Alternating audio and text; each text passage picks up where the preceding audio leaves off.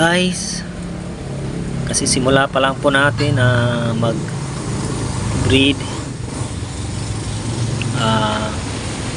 Small backyard lang po.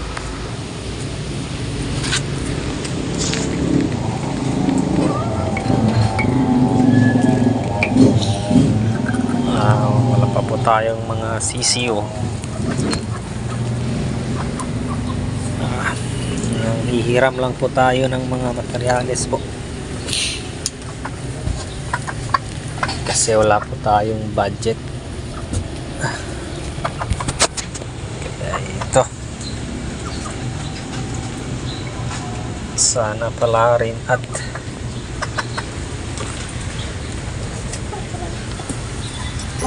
may itlog na. 2, 4, 6, 8, 9. May siyam ng itlog ang inahin. At medyo maulan dito sa amin guys.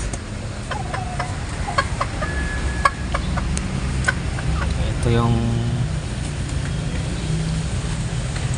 cereals natin.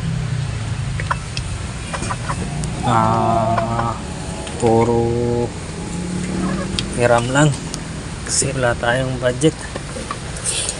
Mahal kasi. At saka may anak na tong inahin natin guys. Yung unang pisa niya, iba yung tatay. Ito, iba't yung tatay nito guys. Hindi yun ang tatay, yung mga nauna.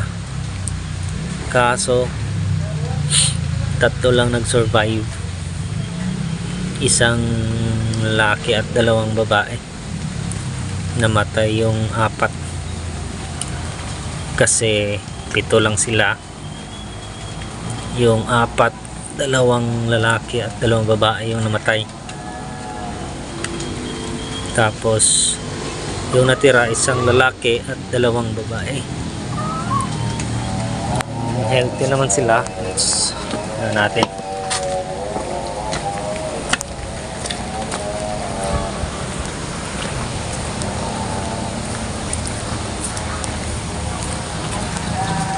balhin na boss. Balhin. At ito naman yung 2 months old na anak ng inahin guys.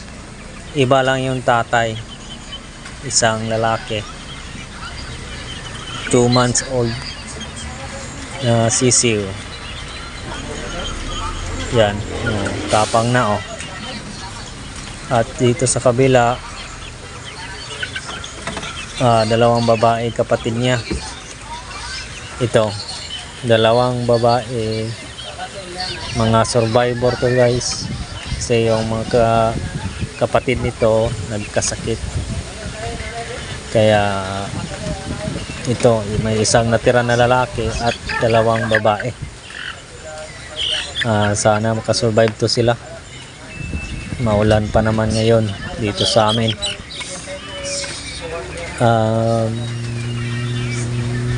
Maliksi naman.